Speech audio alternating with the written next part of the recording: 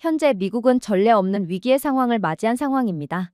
그렇게나 적수가 없을 것처럼 보였던 미국 경제는 조지아주 한국인 구금 사태 이후 한 달 뒤 한국인 엔지니어 및 한국 기업 공장들이 죄다 철수하자 괴멸 직전인 상황에 내몰렸다고 하는데요. 그러나 트럼프 대통령은 이러한 미국의 현실을 전혀 파악하지 못하고 한국에 대한 관세 인상 및 3,500억 보조금 지급이라는 또 다른 압박 카드를 꺼내들었고 결국 이에 보다 못한 한국이 칼을 빼들자 미국은 경제를 넘어 생존에까지 비상이 걸린 상황이라고 합니다. 그렇다면 조지아주 한국인 엔지니어 구금 사태 이후 한 달이 지난 상황에서 한국이 없는 미국에서는 도대체 어떤 상황이 펼쳐지고 있을까요? 안녕하세요. 제 이름은 조나단 리드이며 백악관 선임 정책 고문입니다. 수년 동안 저는 그 어떤 나라도 미국의 산업이나 혁신에 필적할 수 없을 정도로 그야말로 미국의 힘은 절대로 흔들리지 않는다고 믿었습니다. 하지만 조지아주에서 300명의 한국 엔지니어가 구금되던 날 이후 그 환상은 눈앞에서 무너지기 시작했습니다. 첫날, 트럼프 대통령의 어조는 자신감 넘쳤고 거의 축하에 가까웠습니다. 우리는 미국인들의 일자리를 가져올 것입니다. 라고 그는 말했죠. 박수가 방을 가득 채웠습니다. 아무도 우리가 방금 우리 기계에서 심장을 꺼냈다는 사실을 눈치채지 못한 것 같았습니다. 그리고 한국을 먼저 공격했던 여파는 불과 사흘 후에 곧바로 시작되었죠. 한때 활기를 띠었던 미국 전역의 공장들이 섬뜩할 정도로 조용해졌습니다.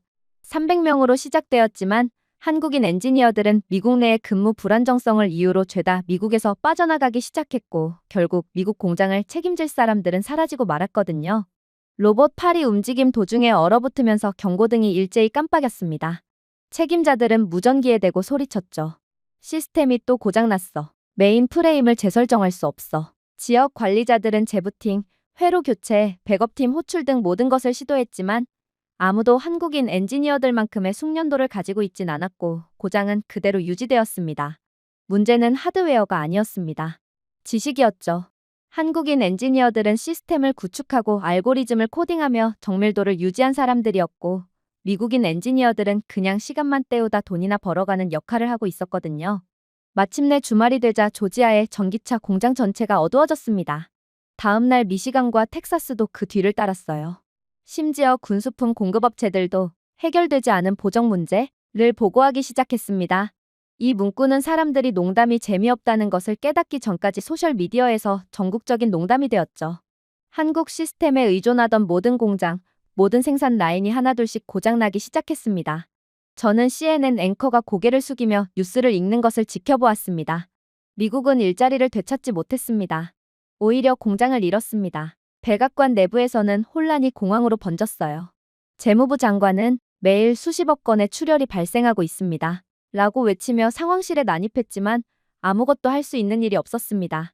트럼프 대통령은 우리가 직접 고칠 것이라고 주장했지만 아무도 공장을 운영하는 소프트웨어에 액세스할 수 없었습니다. 모든 콘솔은 한국 엔지니어들만 알고 있는 인증키와 코드를 요구했습니다. 미국인 엔지니어들은 그런 어려운 기술을 전혀 배울 생각을 하지 않고 있었죠. 결국 우리는 우리 기계의 언어를 사용하는 사람들을 침묵시킨 셈이었어요. 2주 만에 수치는 치명적이었습니다. GDP 예측은 무너졌어요. 미국의 배터리 생산량은 80% 감소했습니다. 반도체 생산량 또한 완전히 감소했죠. 저는 웨스트 윙 구내식당을 걸으며 보좌관들이 비상 계획에 대해 속삭이는 소리를 들었던 기억이 납니다. 제3국을 통해 소프트웨어를 라이선스할 수 있을지도 모릅니다. 라고 한 사람이 말하더군요. 그러나 또 다른 사람은 고개를 저었습니다. 몇 달 안에 복제할 수는 없습니다. 한국은 수십 년에 걸쳐 완벽하게 만들었거든요. 수십 년을 몇 달 만에 대체할 수는 없는 법입니다. 그 말이 사실이었어요. 저는 어느 날 밤 버지니아의 어두운 산업단지를 지나게 되었는데 주차된 수백 대의 트럭은 한국인들이 나가면서부터 아무것도 못하고 그냥 서 있기만 하고 있었거든요. 이건 마치 진보의 무덤처럼 느껴졌어요. 한때 이 나라를 정의했던 기계의 윙윙거리는 소리는 어떤 정책으로도 고칠 수 없는 고요함으로 대체된 것입니다. 하지만 가장 소름 돋는 점은 따로 있었어요. 시간이 점점 흐를수록 미국은 한국의 공백을 대체하기는커녕 한국의 공백은 점점 더 미국을 괴멸시킬 뿐이었기 때문입니다. 한때 미국 신산업 시대의 자랑이었던 조지아 배터리 공장은 조용해졌습니다. 컨베이어 벨트는 가만히 있었고 로봇 팔은 부러진 팔다리처럼 축 처져 있었고 유일한 움직임은 얼어붙은 모니터를 바라보는 혼란스러운 노동자들에게서 나왔어요. 한 미국인 감독관은 영원히 시작되지 않을 거예요. 라고 중얼거렸습니다. 시스템을 3번 재설정했습니다. 또 다른 감독관은 매뉴얼은 한국어로 되어 있습니다. 우린 그들 없이는 아무것도 할 수 없어요. 라고 덧붙였죠. 이 한 문장은 워싱턴에서 아무도 예측하지 못한 재앙을 요약한 것입니다. 한국 엔지니어들을 추방하던 날, 우리는 단순히 사람을 잃은 것이 아니라 경제의 심장 박동을 잃었습니다. 그리고 지금 수치는 완전히 무너져 내리고 말았습니다. 조지아의 LG 에너지 솔루션과 SK온 공장, 텍사스의 삼성 오스틴 반도체, 엘라베마와 미시간에 걸친 현대의 조립 라인이 모두 가동 중단을 보고했어요. 재무부의 첫 번째 보고서는 충격적이었는데 하루 4억 달러의 손실이 발생하고 있고 수출량은 90% 급감했거든요. 트럼프 대통령은 이를 일시적인 혼란이라고 부르며 애써 침착한 척을 했지만 경제학자들은 이를 경제적으로 스스로 목숨을 끊는 행위라고 불렀습니다. 모든 네트워크가 이를 돌리려고 노력했어요. 결국 미국의 혁신이 승리할 것입니다. 라고 폭스의 한 앵커는 말했죠. 하지만 영상은 다른 이야기를 들려주었습니다. 조립 라인이 움직이는 도중에 얼어붙고 반쯤 완성된 차량에서 불꽃이 희미해지고 상자 위에 앉아 절대 오지 않을 지시를 기다리는 엔지니어들의 모습이 흘러나왔어요. CNBC는 나중에 각 한국 전문가가 200명의 미국인 근로자에 해당하는 생산량을 책임졌다고 밝혔습니다. 기술적 숙련도와 효율성이 아예 차원이 다른 수준이었던 거였죠. 연쇄 반응은 무자비했습니다. 삼성의 로직 칩이 없으면 포드와 GM 차량의 센서 네트워크가 오작동했습니다. LG화학의 음극재가 없으면 테슬라의 생산량은 70% 감소했죠. SK하이닉스의 마이크로 컨트롤러는 미국 방위 장비에 내장되어 있다가 하룻밤 사이에 공급이 중단되었습니다. 심지어 미 국방부도 특정 미사일 시스템용 보정 소프트웨어가 한국 계약업체에 의해 작성되고 유지되었다는 사실을 조용히 인정했어요. 수십 년 동안 우리는 한국을 주니어 파트너로 조롱해왔지만 모든 시스템, 모든 회로, 모든 네트워크는 그들에게 거슬러 올라갔던 것입니다. 저는 상무부에서 열린 긴급회의에 참석했어요. 회의장은 숫자에 대해 토론하는 고문들, 긴급 보고서를 출력하는 보좌관 등 혼란 그 자체였습니다. 얼마나 큰 피해를 보고 있나요? 누군가 물었습니다. 차관은 한숨을 쉬며 이미 최소 1200억 달러. 그리고 상승하고 있다. 라고 말했습니다. 또 다른 차관은 한국의 공급망이 재개되지 않아 벌써 200만 개의 일자리를 잃어버렸다. 라고 덧붙였어요. 이어진 침묵은 어떤 미사일 공격보다 무거웠습니다. 그러나 가장 충격적이었던 점이요? 서울은 평온을 유지했다는 거였습니다. 위협도 분노도 없었어요. 아니, 한국의 가장 큰 교역국인 미국이 없다면 한국은 미국처럼 막대한 손실을 피할 수 없을 것입니다. 그럼에도 도대체 한국은 왜 미국과는 정반대의 행보를 보이고 있을 수가 있을까요? 그 이유는 바로 한국 기업들은 유럽과 동남아시아로 생산을 이전했기 때문이었습니다. 현대는 미국 투자를 전격 철회하고 모든 공장에 대한 철수를 발표했어요. 동시에 폴란드와 베트남에 새로운 공장을 설립한다고 발표하더군요. 삼성은 독일로 고급 칩 계약을 전환했습니다. LG화학은 EU와 기록적인 배터리 계약을 체결했습니다. 그래서 미국 공장이 문을 닫는 와중에도 한국 증시는 2주 만에 18% 급등했던 거였습니다. 그들의 침묵은 결국 자신감의 소리였죠. 이제 미국 텔레비전에서는 이야기가 뒤집혔습니다. 뉴욕타임즈는 이렇게 썼더군요. 미국은 글로벌 가치 사슬에서 한국의 역할을 과소평가했습니다. 블룸버그는 미국의 위기를 현대판 오일 쇼크에 비유했습니다. 한 평론가는 우리는 세계를 지배하는 국가를 처벌하려고 노력했습니다. 라고 말했습니다. 과장하지 않았어요. 미국에서 판매되는 모든 전기차 배터리의 43%가 한국산이었습니다. 방산용 칩의 38%는 한국 공급업체에서 생산되었죠. 즉, 진정한 초능력은 소리치는 것이 아니라 조용히 구축하는 것이었습니다. 문을 닫은 SK온 시설을 다시 방문했을 때 현지 매니저가 저를 옆으로 끌어당기더군요. 예전에는 동트기 전에 들어오곤 했어요. 라고 그는 말했습니다. 한국인들은 단 한 번도 불평하지 않았어요. 1분도 낭비하지 않았어요. 우리가 알아차리기도 전에 문제를 해결해줬죠. 저는 그들이 기계인 줄 알았어요. 알고 보니 한국인들은 이곳의 영혼이었어요. 그의 목소리는 마지막에 갈라졌습니다. 과장하지 않았어요. 그 단일 공장에서만 기계, 트럭 운전사, 식당, 공급업체 등 2만 5천 개의 간접 일자리를 지원했지만 한 달 만에 모두 사라진 것입니다. 피해는 공장을 훨씬 넘어 확산되었습니다. 한국의 투자로 호황을 누렸던 사바나, 몽고메리, 오스틴 등 도시들은 하룻밤 사이에 경제가 붕괴되었습니다. 공장 노동자들을 섬기는 소규모 식당들은 문을 닫았어요. 현지 라디오 진행자들은 방송에서 정부가 한국인들을 되살려달라 라고 호소했습니다. 그럼에도 불구하고 워싱턴은 미국의 자립이 우리를 구할 수 있다고 주장하더군요. 하지만 현실은 그렇지 않았습니다. 사실 더 이상 미국의 자립이라는 것은 존재하지 않았습니다. 우리는 한국의 정밀함을 바탕으로 현대 세계를 구축했습니다. 재무부의 한 동료가 한 회의에서 저에게 속삭이더군요. 돈뿐만이 아닙니다, 조나단. 우리는 글로벌 신뢰를 잃었습니다. 그녀의 말이 옳았습니다.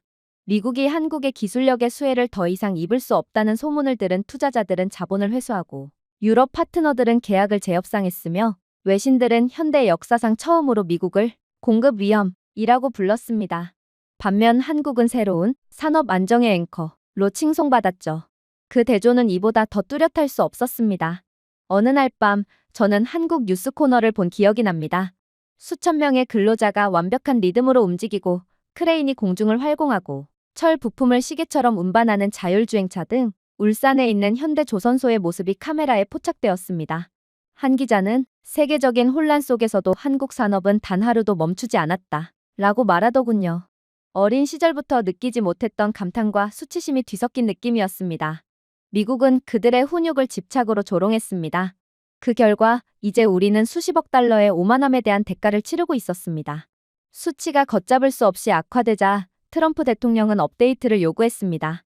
누군가 한국을 대체할 수 있나요? 그는 직설적으로 물었습니다. 상무부 장관은 망설였어요. 한 세대의 숙달을 한 달의 훈련으로 대체할 수는 없습니다. 그의 말이 옳았습니다. 한국은 포스코의 철강부터 한화의 태양광 에너지 시스템, 삼성의 반도체 파이프라인, 현대의 로봇 공학에 이르기까지 50년 동안 정밀한 생태계를 구축해왔습니다. 우리는 그들을 과소평가했을 뿐만 아니라 우리의 모든 발전을 구축해준 한국을 조롱하고 있었어요. 그리고 한국을 대체할 수 없는 국가 따위는 없다는 것을 인지하게 된 지금, 손실은 이제 1,850억 달러에 달했습니다. 미국의 소비자 신뢰지수는 사상 최저치를 기록했으며 제조업 부문의 실업률은 치솟았습니다. 모든 애널리스트가 같은 문구를 반복했어요. 미국은 자체 엔진을 추방했습니다. 조지아 공장의 빈 복도를 다시 한번 걸었더니 금속성 녹냄새가 공기를 가득 채우고 있더군요. 저는 LG이노텍 회로로 구동되는 현대중공업에서 만든 무성 기계 중 하나에 손을 얹고 그저 좌절하며 고개를 숙일 뿐이었어요. 그러나 백악관이 답을 찾기 위해 분주히 움직이는 동안 한국의 불빛은 계속 켜져 있었습니다. 한때 우리의 꿈을 불러일으켰던 바로 그 배터리로 구동되는 서울의 스카이라인은 그 어느 때보다 밝게 빛났죠. 그리고 한국이 밝게 빛날수록 미국의 괴멸적인 손해는 돌이킬 수 없을 만큼 가속되고 있었습니다. 제가 백악관에서 근무하면서 전에도 시장이 폭락하는 것을 본 적이 있지만 이렇게까지 폭락한 적은 없었어요. 현재 자칭 세계의 엔진이라고 불리는 미국이 하나씩 문을 닫고 있는 상황이고 아무도 이를 막을 방법을 몰랐습니다. 백악관 내부는 패닉에 휩싸인 상태죠. 한국을 제재하고 엔지니어를 추방하기로 한 트럼프 대통령의 결정은 미국의 독립을 회복하기 위한 것이었습니다. 대신 21세기 최대의 경제 붕괴에 불을 붙인 경기가 되었죠. 한국 반도체 공급이 중단되자 월스트리트에 첫 번째 진동이 닥쳤습니다. 전 세계 메모리 칩의 43% 이상을 공급한 삼성전자와 SK하이닉스는 결국 미국으로의 수출을 동결하겠다고 발표했거든요. 발표 직후 필라델피아 반도체 지수는 48시간 만에 37%나 폭락했습니다. 애플의 칩 재고는 9일 만에 바닥났고 캘리포니아와 텍사스의 모든 아이폰 라인은 조용해졌습니다. 전국의 데이터 센터가 서버 용량을 배급하기 시작한 것은 한국산 디램이 하이퍼 스케일 부하에서 과열되지 않는 유일한 메모리였기 때문입니다. 심지어 미 국방부의 암호화된 위성도 한국산 논리 모듈을 사용했습니다. 한 장군은 트럼프는 한국을 제재한 것이 아닙니다. 트럼프는 자신의 뇌를 뽑았습니다. 라고 중얼거렸어요. 자동차 제조업이 그 뒤를 이었습니다. 포드, GM, 테슬라는 배터리 시스템을 LG 에너지 솔루션, SK온, 삼성 SDI에 의존했습니다. 이러한 출하가 중단되자 3주 만에 생산량이 81% 감소했어요. 대리점에는 재고가 없었고 수천 명의 근로자가 휴직했으며 이제 디트로이트는 마치 통행금지령이 내려진 도시처럼 보였습니다. 언론은 일시적인 경기 침체라고 부르는 이 이야기를 완화하려고 노력했지만 공장은 낙관론을 굽히지 않습니다. 우리가 사용하는 양극재, 전해질젤, 제어칩은 모두 한국인들의 지문이 새겨져 있었거든요. 그러나 가장 충격적인 점은 따로 있었어요. 바로 항공이 무너졌거든요. 한화 시스템과 카이가 압력 센서와 복합 동체 모듈 공급을 중단하면서 보잉의 787 드림라이너 프로그램이 중단되었습니다. GE 에비에이션은 포스코의 정밀 합금 없이 터빈 효율 테스트에 실패했다고 인정했어요. 태양광 패널이 한화큐셀에서 나왔다는 이유로 나사도 위성 발사를 연기했습니다. 저는 내부 메모를 직접 읽었습니다. 미국의 국내 대체품은 허용 기준을 충족하지 않습니다. 오직 한국산만이 그 기준이 충족하죠. 한국과의 관계가 완화될 기미가 보이지 않는다면 무기한 연기를 권고하세요. 지구상에서 가장 부유한 나라는 사실 한국 없이는 비행조차 할 수 없던 것입니다. 이달 말까지 재무부는 약 6,200억 달러의 직접 손실을 보고했습니다. 다우존스 지수는 2,900포인트 하락하고 실업률은 11%를 넘어섰으며 GDP 성장률은 30일 만에 마이너스 1.8% 하락했어요. 분석가들은 이를 한국의 공백이라고 불렀습니다. 투자자들은 이를 오만의 대가라고 불렀죠. 한편 한국의 코스피 지수는 22% 상승하여 사상 최고치를 기록했습니다. 글로벌 언론은 K-도미니언스라는 새로운 문구를 만들었어요. 긴급회의에서 재무부 장관은 테이블 위에 문서를 던졌습니다. 우리는 방금 전 세계 공급망을 스스로 파괴했습니다. 라고 그는 말했습니다. 우리 기술 인프라의 41%가 한국에 의존하고 있습니다. 41% 말이에요. 트럼프 대통령은 자신의 정치적 생명을 보존하기 위해 한국은 여전히 우리 시장이 필요합니다. 그들은 늘 그랬듯이 고개를 숙이고 다시 돌아오겠죠. 라고 자신을 방어하려고 노력했습니다. 그러나 장관은 씁쓸하게 웃을 뿐이었죠. 대통령님, 아직도 현실을 모르시는 겁니까? 세계는 그들의 시장입니다. 그의 말이 틀리지 않았습니다. 유럽은 즉시 한국과 새로운 배터리 및 반도체 계약을 체결했어요. 한국이 미국과의 관계를 끊었다는 말은 한국의 첨단 배터리 및 반도체의 공급량이 넘쳐난다는 소리였고, 이 말은 다른 국가들 입장에서는 확실하게 한국산 첨단 칩을 공급받을 절호의 기회라는 뜻이었거든요. 이유는 서울을 지속 가능한 경제의 중추라고 부르며 미국으로 인해 생긴 공백을 전부 챙겨갔어요. 한때 라이벌이었던 일본도 한국 칩의 수입을 늘렸습니다. 글로벌 흐름은 하룻밤 사이에 바뀐 셈이었어요. 저는 데이터가 쏟아지는 것을 보면서 끔찍한 사실을 깨달았습니다. 한국은 단순한 공급자가 아니라 현대산업의 순환 시스템이었습니다. 삼성의 치비 서버를 구동했고 현대의 로봇 공학이 조립 라인을 관리했으며 LG화학의 자재가 테슬라부터 전투기까지 모든 것에 사용되었죠. 한국을 제거하면 미국 기계 전체가 기침을 하고 죽었습니다. 수십 년 동안 우리는 애국심 구호 뒤에 그 의존성을 숨겨왔습니다. 미국산이라고 자랑스럽게 말했지만 부품의 절반은 경기도나 울산에서 왔죠. 그리고 이 사실을 인지하게 된 웨스트윙 내부에서는 침묵이 고함을 대신했습니다. 상무부 장관은 심야 세션에서 저에게 속삭였습니다. 이건 공급 문제가 아닙니다. 문명 문제입니다. 우리는 겸손을 잃었습니다. 그리고 이제 우리에겐 괴멸만이 남았죠. 그의 말이 옳았습니다. 우리는 한국의 정확성과 규율을 인정하지 않고 번영을 구축했어요. 한국은 GDP의 5.3%를 R&D에 지출했는데 이런 무지막지한 연구 개발 투자를 통해 이들의 기술은 계속해서 예리하고 날카롭게 다듬어지고 있던 것입니다. 그리고 이제는 트럼프를 찬양하는 언론은 더는 없게 되었습니다. 뉴욕타임스 헤드라인에는 이렇게 적혀 있었어요. 한국이 건설한 세상, 미국이 부순 세상. 블룸버그는 서울을 지구상에서 가장 안전한 경제라고 불렀습니다. 트럼프 대통령 지지율은 27%로 떨어졌지만 여전히 트럼프는 정신을 못 차리고 한국은 결국 돌아올 수밖에 없다는 허무맹랑한 소리나 하고 있을 뿐이었죠. 그러나 현실은 처참했습니다. 분석가들은 지금까지 미국 청정에너지 프로젝트의 78%가 동결된 것으로 확인했습니다. 재생 가능 전력망은 LS 일렉트릭의 한국산 인버터 없이는 작동할 수 없었죠. 심지어 미국의 병원도 영향을 받았는데 삼성 메디슨의 이미징 칩은 미국 MRI 스캐너의 절반을 구동했습니다.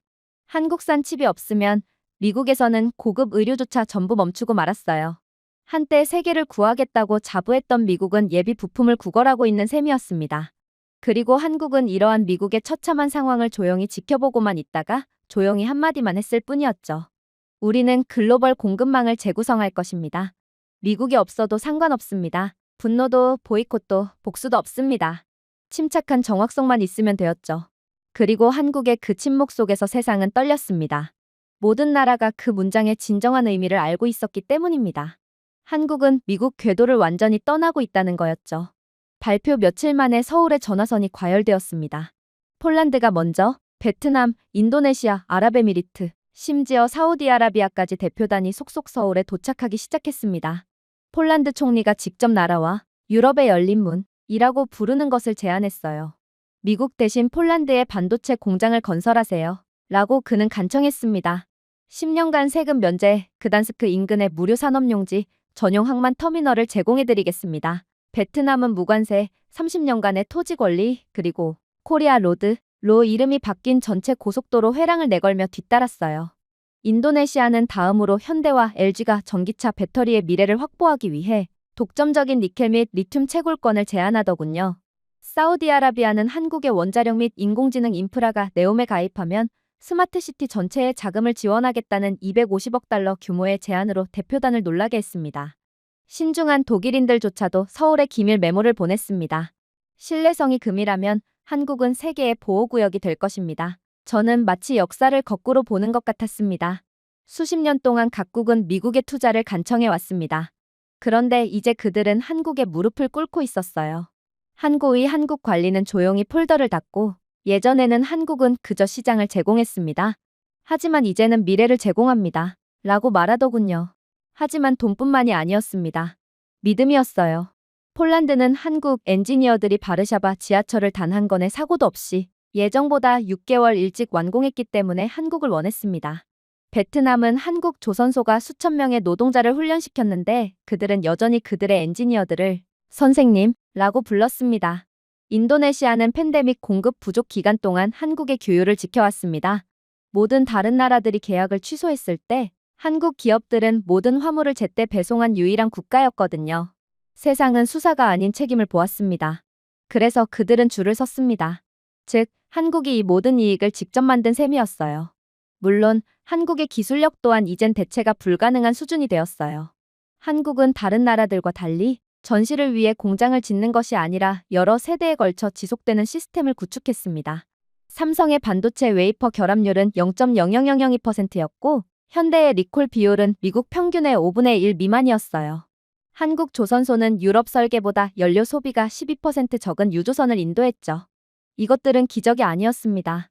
볼트를 5번이나 검사하는 노동자, 외과 의사처럼 습도를 측정하는 관리자, 구호보다 신뢰를 더 중요하게 여기는 경영진 등 모든 것은 철저한 규율의 결과였죠. 미국이 절대로 한국을 따라 할 수 없는 이유가 바로 여기에 있던 거였습니다. 아무튼 제한이 쌓이면서 한국 기업들은 조용히 움직이기 시작했습니다. 교착 상태에 빠진 삼성의 미국 공장은 확장 예산을 폴란드로 이전하여 생산 비용을 18% 절감하고 62억 달러 상당의 이후 보조금을 확보했어요. LG 에너지 솔루션은 미시간 배터리 라인을 베트남으로 이전하여 운영 비용이 32% 감소하고 연간 수익이 28억 달러 증가했습니다.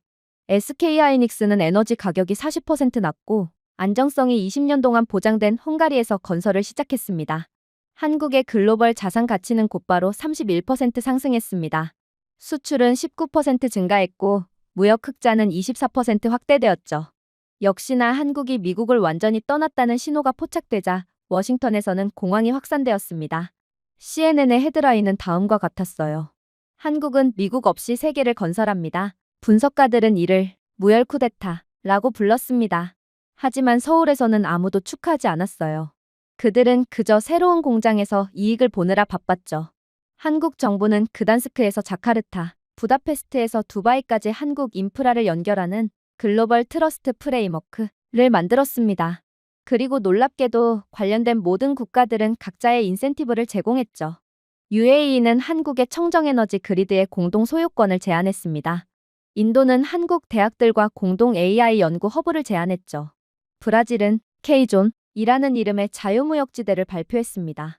이유는 간단했어요. 미국과는 달리 한국은 신뢰성의 대명사가 되었기 때문이었습니다. 다른 강대국들이 지배력에 대해 이야기하는 동안 한국은 정밀함을 실천했습니다. 다른 사람들이 자유에 대해 논쟁하는 동안 한국은 규율을 구체화했어요. 미국 정치인들이 독립을 외쳤을 때 한국 엔지니어들은 조용히 마이크를 작동시키는 공장을 운영했습니다. 한 유럽 경제학자는 패널에서 이번 10년 동안 세계는 예상치 못한 것을 발견했습니다. 한국은 추종자가 아니라 보이지 않는 문명의 중추입니다. 라고 말했습니다. 그리고 데이터가 그것을 증명했죠. 전 세계 전기차 배터리의 거의 70%가 한국산이었습니다. 전 세계 LNG 운반선의 40%가 한국 조선소에서 건조되었죠. 전 세계 반도체 공급망의 35%가 한국 특허 또는 클린룸 표준을 통과했습니다. 한국에는 식민지도 해외에 군대도 없었고 단지 신뢰만 있었습니다. 그리고 그 신뢰가 시장을 정복했죠. 한국의 관계자들은 그럼에도 겸손하게 말하더군요. 한 장관은 우리는 처벌하지 않습니다. 라고 말했습니다. 우리는 단지 우리가 누구인지 증명할 뿐입니다. 모든 주요 유럽 신문에 인쇄된 그 문장은 전설이 되었습니다. 투자자들은 그것을 서울교리라고 부르더군요. 이는 신뢰성이 강압이 아니라 현대 권력을 정의한다는 믿음이었어요. 그날 밤 도시를 내다보았을 때 서울은 살아있는 마더보드처럼 느껴졌습니다. 각각 빛나는 칩을 만들고 도로마다 미래를 연결하는 데이터 채널을 구축하고 있었어요. 그 조용한 질서 아래에서 세상은 잊고 있던 진실을 말해주었습니다. 존엄성 위에 세워진 권력은 두려움 위에 세워진 권력보다 더 오래 지속됩니다. 그래서 단 한 번의 미사일도 없이 한국은 세계 지도를 재구성했어요. 한때 성조기를 달고 자랑스러웠던 공장들이 이제 태극마크를 달기 위해 애원했습니다. 각국은 한국의 기술을 소유하기 위해 경쟁한 것이 아니라 신뢰를 얻기 위해 경쟁했죠. 미국이 예상했던 복수는 결코 오지 않았고 겁도 없이 한국을 압박했던 것에 대한 대가를 치를 뿐이었어요. 한 미국 평론가는 이를 가장 잘 요약했습니다. 다른 사람들이 위대함을 외치는 동안 한국은 단순히 위대함이 되었습니다. 그리고 그 침묵 속에서 세상의 균형은 조용히 바뀌었습니다. 지배나 위협에 의한 것도 아닙니다. 그러나 이미 승리한 국가의 차분한 자신감으로 인해 모든 것이 바뀌었죠. 그리고 지금 보고서가 화면에 나타나자 미국의 상원회의실은 침묵으로 가득 찼습니다. 한국 엔지니어 구금으로 인한 미국 경제 손실 추정치 3,700억 달러. 그 수치는 자백처럼 허공에 매달려 있었습니다. 상원 의원들은 창백한 표정으로 패배한 채 서로를 응시했어요. 미국이 한국을 밀어냄으로써 막대한 손해를 본 것은 인정하겠습니다. 그러나 3,700억 달러라니 그건 맞을 수 없어요. 라고 한 사람이 속삭였습니다. 하지만 그건 사실이었습니다. 그 숫자는 추정치가 아니었어요. 미국 경제에 보이지 않는 중추가 한국인이었다는 것은 미국이 오랫동안 무시해온 진실의 증거였죠. 보고서는 피해 상황을 고통스러운 정밀도로 자세히 설명했습니다. 미국 반도체 생산량의 43%, 전기차 배터리의 61%, 첨단 레이더 부품의 거의 절반, 전력망 제어 모듈의 3분의 1이 한국 기술이나 인력에 의존하고 있었습니다. 심지어 국방부의 암호화 위성도 한국산 마이크로칩을 사용했습니다. 엔지니어들이 구금되었을 때 시스템은 얼어붙었습니다. 전투기는 착륙하고 자동차 공장은 멈췄으며 통신타워는 어두워졌죠. 교체품 재교육 비용은 2천억 달러였습니다. 예상 복구 시간은 최소 5년 이상이었죠. 이 모든 잠재적인 손해까지 다 합치면 3,700억 달러라는 무지막지한 수치는 거짓말이 아니었던 것입니다. 디트로이트의 조립 라인은 완전히 무너졌습니다. 한국산 센서 칩이 없어서 한 달 만에 생산량이 38% 감소했죠. 그 다음으로는 자동 조종 시스템을 안내하는 대전의 광학 프로세서가 사라지면서 네바다의 군용 드론 부대에서는 안정성 모듈이 상실되었다. 라고 보고했는데 이는 드론이 비행 중 균형을 맞출 수 없다는 것을 의미합니다. 한국이 없으면 미국의 날개에는 엔진은 있지만 눈은 없는 꼴이었죠. 그리고 미국은 그간의 한국의 헌신에 대해 다시 생각해 보게 되었어요. 사실 한국은 수년 동안 미국의 혼란을 안정시켜 왔습니다. 텍사스가 얼어붙었을 때 전력망을 재가동한 것은 한국의 변압기였습니다. 나사의 시스템에 결함이 생기자 한국 웨이퍼가 이를 수정했죠. 보잉 배터리에 화재가 발생하자 LG는 이를 재설계했습니다. 미국은 한국이 자랑한 적이 없었기 때문에 눈치채지 못하고 있었어요. 하지만 알고 보면 한국은 미국이 패권국으로 발돋움하는데 가장 큰 공헌을 한 국가였습니다. 그리고 결국 잔인한 계산이 나왔죠. 의회 예산국은 장기적으로 총 1조 2천억 달러의 피해를 예상했습니다. 240만 개의 일자리가 사라질 것이고 GDP는 매년 2.5% 감소할 것입니다. 한국이 없으면 미국은 미래가 아닌 과거로 회귀하는 것입니다. 한때 자급자족을 자랑하던 미국은 이제 간단한 회로 기판조차도 수입에 의존하고 있습니다. 이것만 봐도 미국이 한국에 얼마나 의존하고 있었는지에 대해 잘 보여주었죠. 비공개 만찬에서 은퇴한 한국 외교관이 조용히 저에게 말했습니다. 수십 년 동안 우리는 동맹을 비즈니스가 아닌 의무처럼 대했습니다. 우리는 미국의 기술, 보호, 신뢰를 주었습니다. 하지만 당신들은 의무와 약점을 혼동했죠. 그의 목소리는 굳어졌습니다. 그래서 이제 당신들은 무례함의 대가를 치르는 것입니다. 저는 그의 말에 반박조차 할 수 없었습니다. 한편 워싱턴에서는 더 이상 아무도 감히 대통령의 결정을 옹호하지 않았습니다. 심지어 그의 측근들조차도 이를 $조 실수라고 불렀어요. 미국 대중은 그에게 새로운 별명을 붙였습니다. 일자리 파괴자. 여론조사 수치는 현대사에서 그 어떤 것보다도 낮았습니다. 평론가들은 트럼프의 한국에 대한 제재를 대공황 이후 가장 치명적인 경제 오판이라고 묘사했어요. 하지만 진정한 비극은 재정적인 문제만이 아니라 도덕적인 문제였습니다. 미국은 결코 배신하지 않은 단 한 번의 동맹국을 벌했습니다. 한국은 모든 무역 전쟁을 침묵으로 지켰고 금수 조치 때마다 칩을 공급했으며 그럼에도 불구하고 단 한 번도 특혜를 요구한 적이 없었어요. 한국은 조용한 역량으로 미국 산업을 보호해왔습니다. 그러나 트럼프는 그 충성심의 굴욕으로 보답할 뿐이었죠. 그러나 가장 소름 돋는 점은 따로 있었습니다. 제가 제네바에서 열린 투자 정상회의에 들어갔을 때 분위기는 뭔가 달라져 있었어요. 모든 대륙의 대표단은 침묵 속에서 한국 대표단이 도착하기를 기다렸거든요. 미국이 아니라 말입니다. 사회자는 서울이 오기 전까지는 시작할 수 없다 라고 농담을 던졌습니다. 방안은 웃었지만 조롱이 아니라 존중이었어요. 세계는 마침내 한국 없이는 어떤 글로벌 계획도 시작할 수 없다는 것을 알았던 것입니다. 곧이어 전 세계적으로 한 헤드라인이 울려 퍼졌습니다. 한국 기업이 도착하면 국가는 살아남습니다. 폴란드 총리는 한국 기업을 유치하기 위해 10년간의 법인세 제로와 무상 산업 용지를 제공했고 캐나다는 15년간의 면세와 $80억 녹색 보조금을 제공했습니다. 독일은 500억 유로 규모의 기술 파트너십을 제안했고 일본은 한때 라이벌이었던 한국의 수소 배터리 협력을 비밀리에 요청했어요. 모든 국가가 한국과의 연결이라는 같은 것을 구걸하고 있었습니다. 이유는 간단했습니다. 숫자가 거짓말을 하지 않았기 때문입니다. 유럽 전기차 배터리의 40%, 글로벌 5G 하드웨어의 60%, 차세대 디스플레이 특허의 70%가 한국 기업에서 나왔습니다. 한국이 없었다면 세계 최대 산업조차 얼어붙었습니다. 미국이 외면하자 전 세계는 그 틈을 노려 서울로 눈을 돌린 거였어요. 그동안 한국의 기술력은 미국이 독차지했으니 이번 기회야말로 한국에 붙어서 한국의 기술력의 수혜를 보겠다는 하이에나의 심정으로 한국에 달라붙은 거였죠. 그러나 세계 각국은 한국의 자존심을 굽혀가면서 달라붙은 이유가 있었어요. 저는 화면에 데이터가 가득 차는 것을 방 뒤쪽에서 지켜보았는데 그 숫자는 충격 그 자체였거든요. 한국과 협력한 국가들은 효율성이 28% 상승하고 불량률이 0.5% 이하로 떨어졌습니다. 그야말로 엄청난 결과였죠. 한국이 정확성을 마치 종교처럼 취급한 것은 운이 아니라 문화였습니다. 볼프스부르크에 있는 폭스바겐 본사에서 저는 직접 그 변화를 보았습니다. 한국 엔지니어들이 조립 라인 전체를 재조정하고 있었거든요. 독일 감독이 저에게 속삭였습니다. 독일은 그동안 속도가 힘이라고 생각했습니다. 하지만 한국은 정확성이 곧 힘이고 완벽함을 의미한다는 것을 보여줬어요. CNN도 이를 인정했습니다. 세계는 한국에 구애를 하고 있는데 오직 미국만이 한국을 모욕했습니다. 유럽 전역에서 장관들이 한국 경영진을 만나기 위해 줄을 섰습니다. 바르샤바에는 K산업은 안정을 의미한다 라는 현수막이 걸려 있었어요.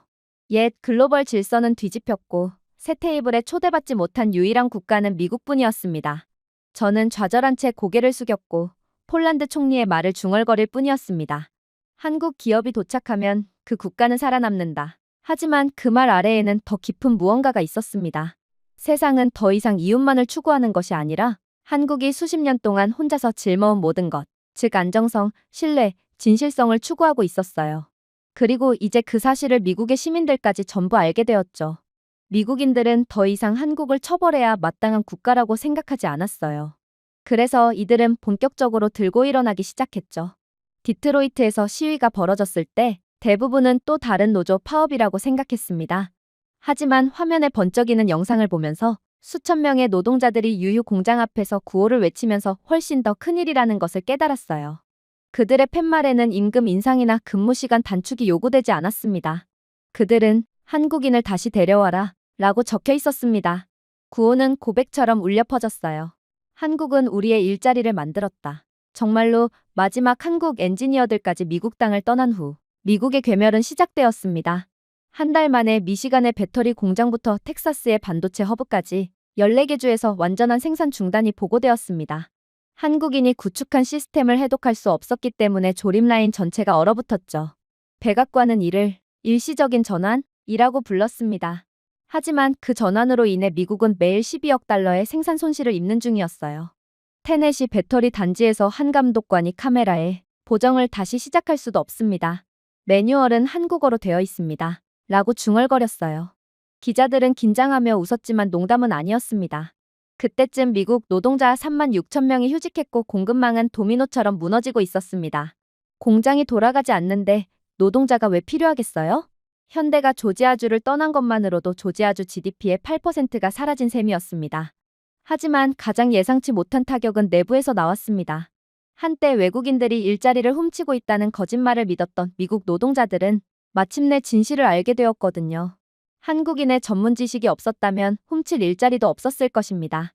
오하이오에서 한 용접공이 한국은 우리 일자리를 빼앗지 않았어요. 그들은 우리에게 일하는 법을 가르쳐줬어요. 라고 적힌 판지 표지판을 들고 기자의 마이크에 대고 말하자 그의 목소리가 갈라졌습니다. 그러나 우리는 한국의 규율을 조롱했습니다. 이제 그들을 되찾기 위해 무엇이든 줘야 합니다. 무조건 반드시 한국인들을 다시 데려오세요. 시위는 전국적으로 확산되었습니다. 미시간에서 애리조나에 이르기까지 14개 주에서 이민자들이 아닌 자국 정부에 반대하는 대규모 시위가 벌어졌습니다. 한 시위자는 워싱턴에서 우리는 서울에 배신당한 적이 없습니다. 라고 외쳤어요. 우리는 오히려 워싱턴에 배신당했습니다. 군중은 동의하며 포효했습니다.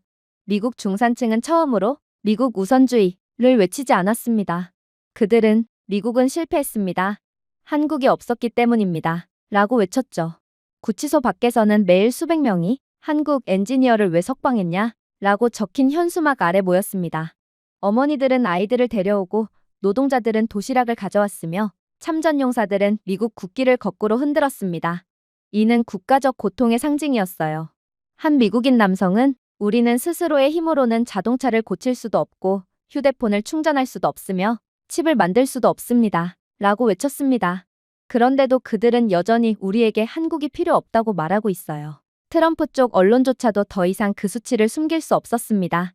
32개의 주요 공장이 가동을 중단하여 경제에 3,750억 달러의 손실이 예상되었습니다. 국방 분석가들은 미국 무기 유지 보수의 23%가 한국산 부품에 의존하고 있다고 인정했죠. 미 국방부는 몇 달 전 미국이 모욕했던 한국에 조용히 굽신거리며 긴급 수입을 요청했습니다. 백악관에서는 혼란이 지배적이었어요. 여론조사 수치는 역사적 최저치로 떨어졌습니다. 트럼프의 지지율은 현직 대통령으로서는 역대 최저치인 19% 아래로 떨어졌습니다. 펜실베이니아 애비뉴 전역에 걸린 시위 현수막에는 당신들은 건설업자들을 처벌했고 이제 폐허가 되었습니다. 라고 적혀 있었습니다. 저는 대통령 보좌관들이 비난할 사람을 찾기 위해 분주히 움직이는 모습을 언론 갤러리에서 지켜봤어요. 하지만 지지율 19%라는 수치는 빠져나갈 방법을 전혀 찾지 못하도록 했죠. 트럼프가 모든 것을 감당해야만 했습니다. 로스앤젤레스에서는 하룻밤 사이에 한 한국인 엔지니어가 렌치를 들고 침묵의 동맹, 시끄러운 진실이라는 문구와 함께 벽화가 등장했습니다. 그 아래에는 누군가 스프레이 페인팅을 하고 있었죠. 한국이 없으면 우리는 미완성입니다. 예술이 아니었습니다. 괴멸하는 미국에 대한 애도였죠. 제가 애리조나에 있는 마지막 운영칩 공장 중 하나를 방문했을 때 한 책임자가 저에게 다가오더군요. 보세요. 그는 유유 상태의 기계를 바라보며 말했습니다. 한국인들이 모든 볼트를 다시 확인했을 때 우리는 그저 웃었습니다. 편집증이라고 했죠. 알고 보니 그들이 딱 맞았어요. 그는 떨리는 손을 내려다보았습니다. 이제 우리는 한국인들을 조롱했던 대가를 치르고 있습니다. 이 공장에 근무하던 근로자의 90%가 해고되고 나서야 그걸 깨달았죠. 그러나 미국 전역을 들여다볼수록 인명피해는 더욱 엄청났습니다. 한 달 동안 500만 명의 미국인이 일자리를 잃었습니다. 직접 일자리뿐만 아니라 간접 일자리까지 포함한다면 말이죠. 그리고 그 숫자 뒤에는 기계공, 운전기사, 점원, 소도시 계약직 등 생계가 하루아침에 사라진 얼굴들이 있었습니다. 캘리포니아 실리콘밸리의 혼란은 거의 시적이었습니다. 한때 아시아에 대한 의존도 깨기를 자랑하던 스타트업들이 기록적인 시간 내에 무너졌습니다. 서버가 과열되고 센서가 깜빡이며 로봇 조립팔이 움직임 도중 얼어붙었죠. 블룸버그의 한 애널리스트는 한국 엔지니어링은 단순히 미국에 기여한 것이 아니었습니다. 그들은 혈류였어요. 그리고 우리는 정맥을 끊었죠. 라고 한숨을 내쉬었습니다. 그리고 곧 굶주림을 전혀 몰랐던 도시의 식료품 라인이 등장했습니다. 보급 트럭에는 제대로 작동하는 물류 시스템이 없었기 때문에 제대로 된 식재료를 공급받지 못한 레스토랑들은 문을 닫기 시작했어요. 한국 시스템으로 설계된 자동화된 정유소가 생산 동기화에 실패하면서 주유소는 문을 닫았습니다. 일부 주에서는 어린이 4명 중 1명이 굶주렸어요. 아이러니하게도 한때 미국의 지원을 받았던 UN 구호 프로그램은 로스앤젤레스와 휴스턴에 구호품을 보냈습니다. 긴급 배급 대한민국이 기부라는 라벨이 붙은 상자들이 로스앤젤레스 공항의 활주로를 따라 늘어섰습니다. 미국 시민들은 처음으로 서울에서 인도주의적 지원을 받고 있었죠. 하지만 더 큰 문제는 바로 노숙자 문제였어요. 한국의 시스템을 사용할 수 없게 된 미국 도시들이 붕괴하고 심지어 공장 등의 직접 일자리부터 해서 공장 덕분에 먹고 살 수 있었던 물류 및 외식업 등 간접 일자리 등이 사라지면서 노숙자 쉼터가 넘쳐났거든요. 경찰서에 따르면 절도와 약탈이 600% 증가했다고 보고했습니다. 디트로이트에서는 한 군중이 버려진 공장을 습격하여 한국인을 데려와 라고 외쳤습니다. 아이러니는 피할 수 없었어요. 한때 외국 엔지니어들이 자신의 미래를 훔치고 있다고 말했던 같은 노동자들이 이제 그들의 귀환을 요구하고 있었거든요. 한 CNN 앵커는 시카고에서 방송되는 동안 눈물을 참았어요. 현재 미국 전역의 공장은 조용하고 그들의 가족들은 굶주리고 있습니다. 라고 그녀는 말했습니다. 우리는 한국의 공장 없이도 살 수 있다고 생각했습니다. 하지만 우리가 틀렸습니다. 그녀는 한국은 번영을 구축했습니다. 공장 없이 우리는 그 번영이 얼마나 취약했는지 배우고 있습니다. 라고 덧붙였죠. 이에 미국 정부는 다른 나라에서 엔지니어를 수입하려고 했지만 희망이 없었습니다. 한국의 시스템은 다른 어떤 곳과도 비교할 수 없는 암호화와 정밀도의 레이어로 설계되었거든요. MIT의 한 보고서는 한국의 산업 구조를 복제하는 데 최소 7년, 9천억 달러가 소요될 것이라고 직설적으로 결론지었습니다. 한편 한국은 일본 NHK조차 기적의 효율성이라고 표현할 정도로 정밀한 차세대 9나노 칩 공장을 단 100일 만에 완공했습니다. 이런 나라를 대체할 수는 없었죠. 결국 저는 한국과의 재협상을 위해 급하게 서울로 날아가게 됩니다. 회의장에는 하얀 조명 아래 긴 타원형 테이블이 빛나고 있었어요. 그 주변에는 삼성, 현대, LG, SK 회장단과 무역 국방부 장관들이 앉아 있더군요. 아무도 목소리를 높이지 않았습니다. 그럴 필요가 없었죠. 숫자가 그들을 대변했거든요. 한국의 재무부 장관은 차분한 어조로 회의를 시작했습니다. 미국은 우리가 미국의 용서를 기다릴 것이라고 믿습니다. 당신들은 우리가 안정을 구걸할 것이라고 생각하죠. 그가 화면을 두드리자 그래프에 불이 켜졌습니다. 미국 시장 전반에 걸쳐 빨간 선이 연쇄적으로 급락했습니다. 하지만 완전히 틀렸습니다. 미국은 이미 자신의 과신으로 무너지고 있습니다. 다음 슬라이드에서는 모든 미국 투자가 무기한 동결되었다는 한국의 결정이 드러났어요. 방안은 잠시 조용했고 그러자 삼성 회장이 앞으로 기울었습니다. 분명히 밝힙시다. 라고 그는 말했습니다. 우리는 보복하지 않습니다. 우리는 재배치하고 있을 뿐이죠. 실제로 삼성은 미국이 아닌 유럽, 중동, 동남아시아를 위한 1,000억 달러 규모의 투자 패키지를 발표한 상태였어요. 한때 조지아에서 부상했던 공장들은 이제 바르샤바, 다낭, 자카르타에서 부상할 것입니다. 삼성은 미국에 대한 모든 투자를 전격 철회했고 미국에 진출해 있는 공장들도 전부 순차적으로 철수하겠다는 뜻을 밝혔거든요. 그러나 더욱 소름 돋는 점은 따로 있었어요. 이번에 삼성이 짓는 스마트 팩토리는 AI 시스템으로 구동되는데 삼성이 자체 개발한 이 AI 시스템은 폐기물을 63%, 가동 중단 시간을 91% 줄이고 고장 발생 7일 전에 고장을 예측하기까지 했거든요. 다른 어떤 국가도 이 정도 규모의 효율성을 달성하지 못했죠. 심지어 이들이 한국어 소프트웨어로 완전히 구축한 새로운 AI 물류 지휘 센터는 전 세계 반도체 트래픽의 40%를 제어했습니다. 각 출하량, 각 기계, 각 나노초 단위의 생산량을 서울의 알고리즘으로 추적하고 최적화했죠. 삼성의 엔지니어들은 이 시스템이 단 한 번의 볼트도 돌리기 전에 공장 전체를 3D로 시뮬레이션할 수 있다고 설명했습니다. 그중 한 명은 우리는 더 이상 반응하지 않습니다. 라고 말하더군요.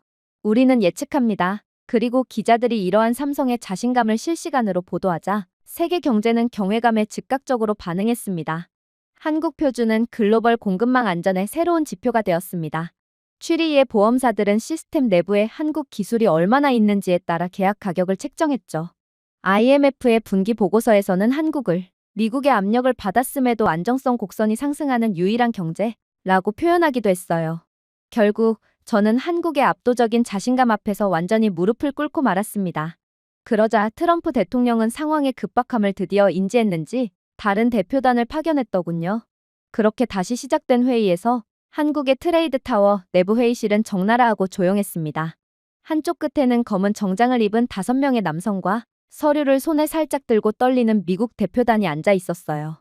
다른 한쪽 끝에는 삼성 부회장, 현대 CEO, SK 회장, 무역부 장관 등 한국 대표단이 자리했죠. 그들의 표정은 차분하고 전문적이며 거의 온화했습니다. 에너지의 차이는 압도적이었죠. 미국 수석 대표는 목을 가다듬었습니다. 관계 회복에 대해 논의하러 왔습니다. 그는 조심스럽게 시작했습니다. 아마도 우리는 합의점을 찾을 수 있을 것입니다. 그의 말은 외교적이었지만 구조를 요청하는 한 남성의 어조였어요. 역시나 한국 측은 서두르지 않았습니다.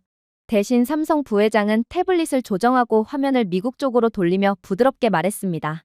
또 오셨군요.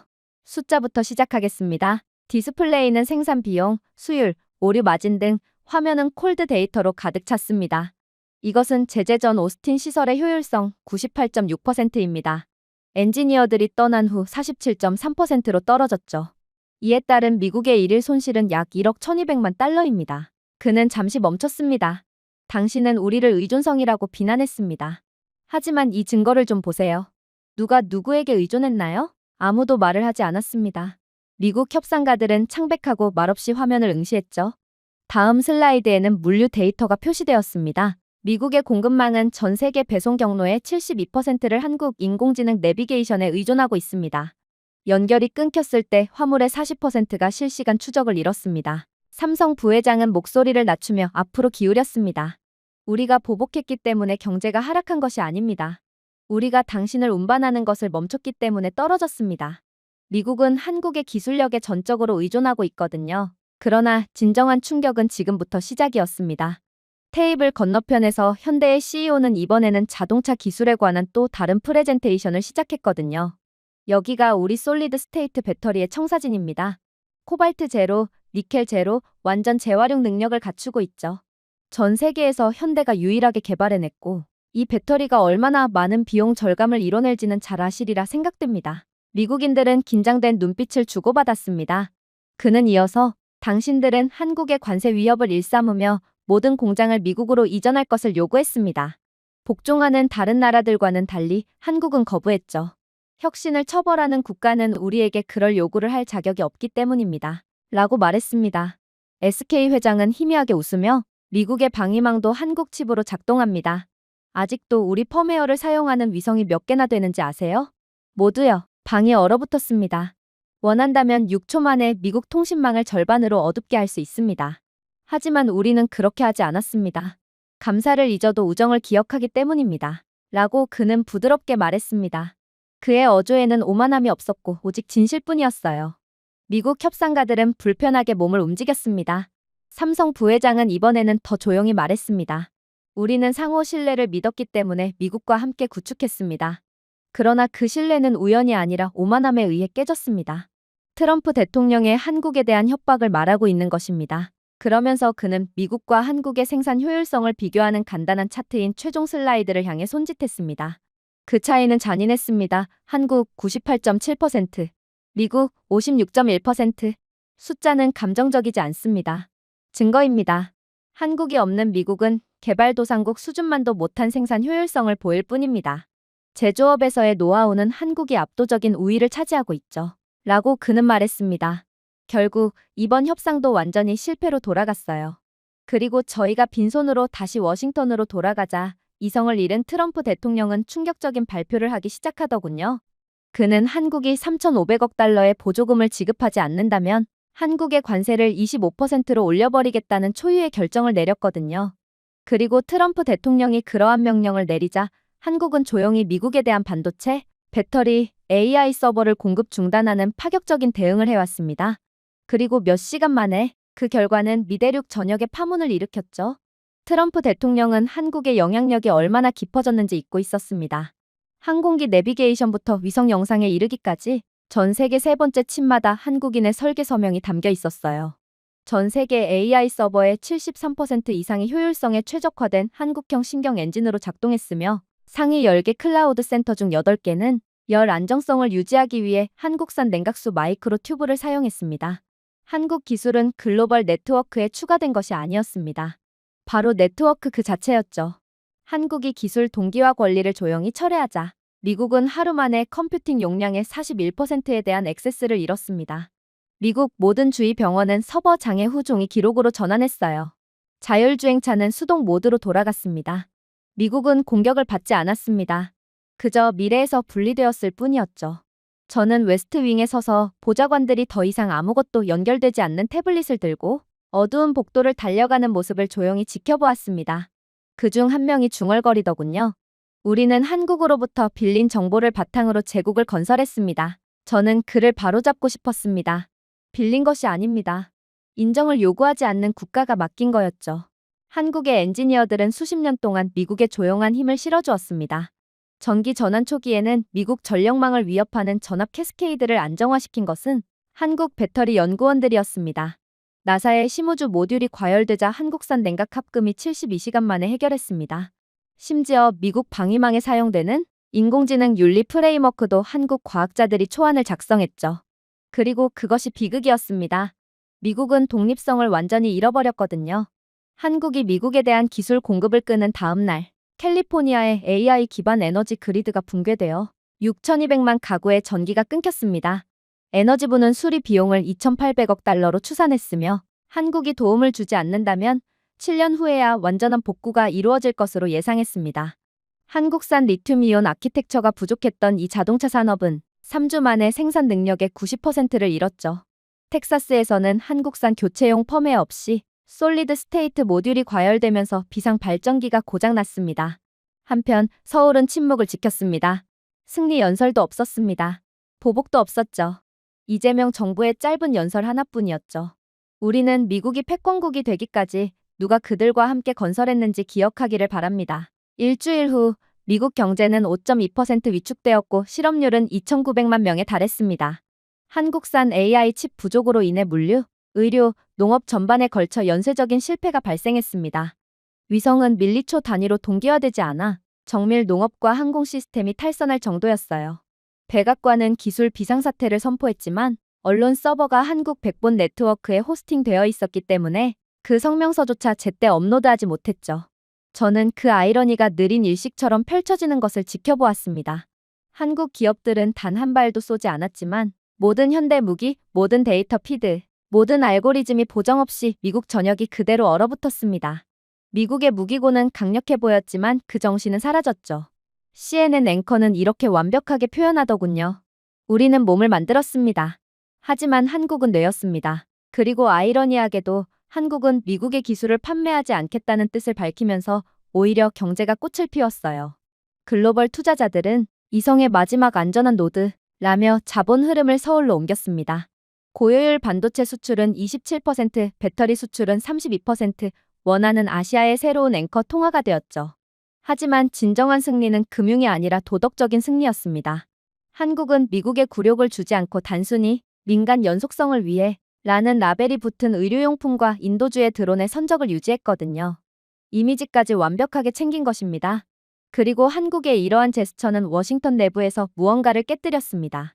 이제 모든 미국인들은 모든 다리, 모든 깨끗한 원자로 그들이 자랑스러워하는 재생 가능 인프라의 모든 부분이 모두 한국적인 뿌리를 가지고 있다는 패턴을 보기 시작했어요.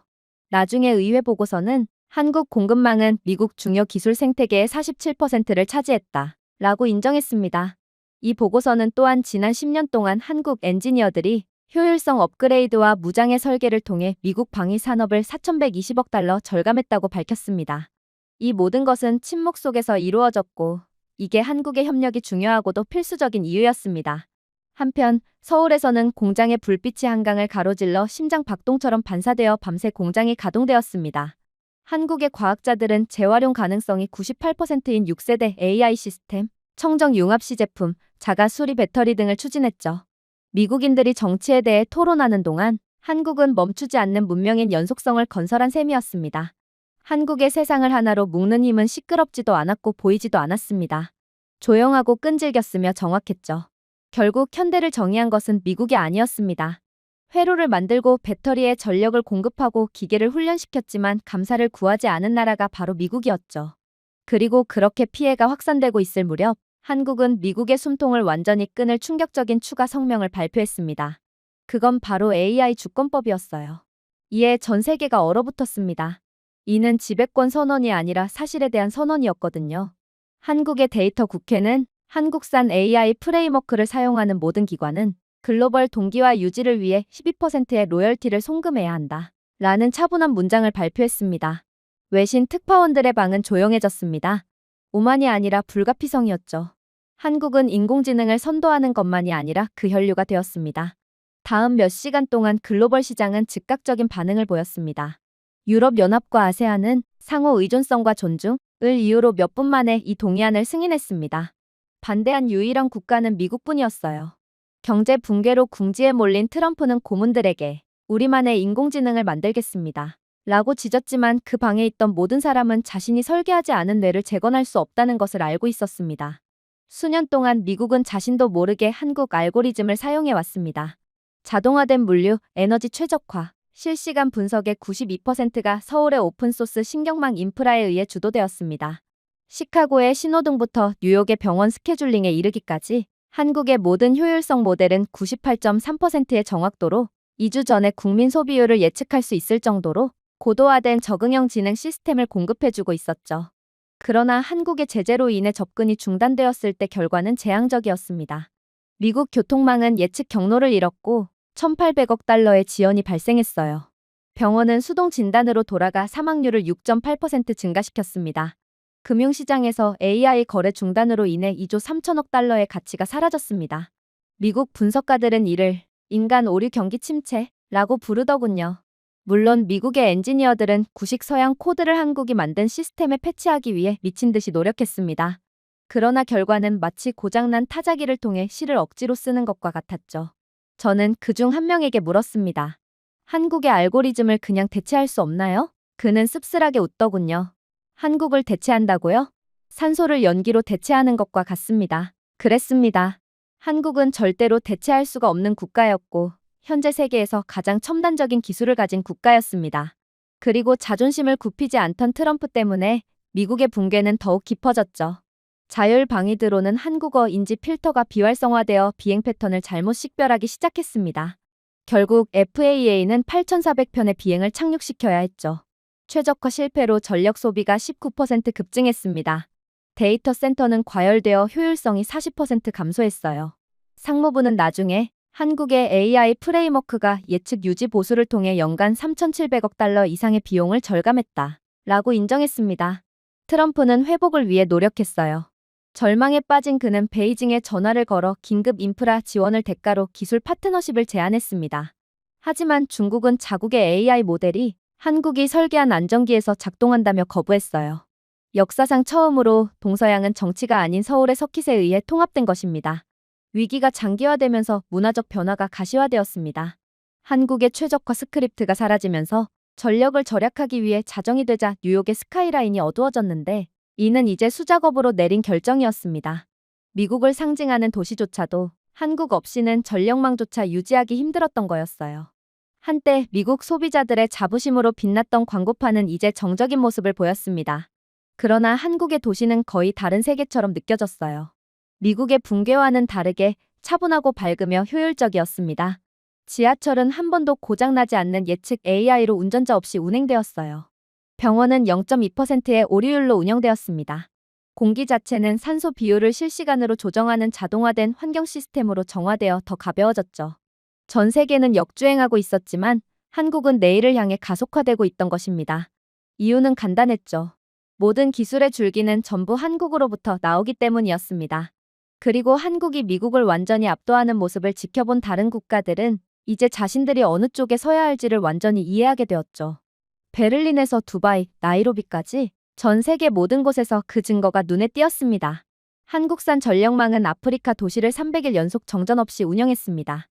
유럽에서는 현대와 삼성이 설계한 자율항만은 미국산보다 92% 적은 오류로 화물을 처리했죠. 중동에서는 한국 엔지니어들이 개발한 AI 기반 수도 시스템이 사막의 땅을 농지로 만들었습니다. 이는 자선의 제스처가 아니었습니다. 숙달의 시범이었을 뿐이었습니다. 미국의 모든 패권과 고객들은 전부 한국으로 넘어갔어요. 미국은 반세기 만에 최악의 제조업 지수를 기록했으며 이는 1974년 이후 최저치인 58% 하락한 수치였죠. 미국 공장들은 문을 닫았고 공급망은 한국산 긴급 수입품으로 가동되었습니다. 한편 이 추세라면 미국의 모든 부를 흡수한 한국은 이제 세계 랭킹에서 일본과 독일을 제치고 세계 3위의 경제 대국이 될 전망이었습니다. 심지어 올해 말까지 한국의 선진 제조업 세계 시장 점유율은 38%에 달할 것으로 추정되었고 AI 수출은 51% 성장할 전망이며 재생에너지 부문은 국가 수요의 112%를 창출할 전망이었습니다. 첨단 기술력은 더욱 놀라웠죠. 한국 위성은 전 세계 기후 데이터의 70%를 매핑했습니다. 대우 해상이 건조한 세계 최초의 융합 동력 화물선은 연료를 전혀 사용하지 않고 60일간의 항해를 완료했어요. 독일의 한 평론가는 효율성이 그들의 시입니다. 라고 말했을 만큼 한국의 미래는 탄탄대로였어요. 이대로라면 전 세계 모든 기술 계약은 한국이 전부 쓸어 담을 것으로 거의 확실시되는 상황이었죠. 하지만 가장 특별한 변화는 경제가 아니었습니다. 바로 감정이었죠. 모든 나라에서 사람들은 새로운 경외심으로 한국이라는 이름을 불렀습니다. 두려움이 아니라 부러움이 아니라 존경심이었습니다. 한때 한국의 야망을 조롱했던 같은 기자들이 이제는 구원이라고 보도했어요. 한 영국 기자는 다른 기자들이 지배권을 놓고 경쟁하는 동안 한국은 스스로 경쟁했고 그래서 승리했습니다. 라고 썼죠. 한때 미국의 줄을 섰던 아프리카, 유럽, 남미 대표들은 더 이상 아무도 워싱턴을 쳐다보지 않았습니다. 모든 시선이 동쪽으로 향했고 총 한 발 쏘지 않고 역사를 새로 쓴 나라를 향해 나아갔습니다. 그리고 저는 트럼프의 한 번의 실수로 세계 흐름이 완전히 한국 쪽으로 넘어갔다는 것을 인정하게 되었죠. 조용히 준비를 하고 있던 한국이 모든 것을 갖게 된 것입니다. 분명 우리는 한국이 모방자라고 생각했지만 그들은 혁신가가 되었습니다. 우리는 한국을 이끌려고 노력했지만 그들은 가만히 서서 세상을 이끌었죠. 그렇게 저는 세계가 완전히 다른 방식으로 재편되는 것을 보며 그저 두려움에 조용히 눈을 감을 뿐이었습니다. 제가 준비해온 내용은 여기까지입니다. 끝까지 시청해주셔서 진심으로 감사드리며 여러분들의 구독과 좋아요, 알림 설정은 영상 제작에 큰 힘이 됩니다. 이상 세모튜브였습니다.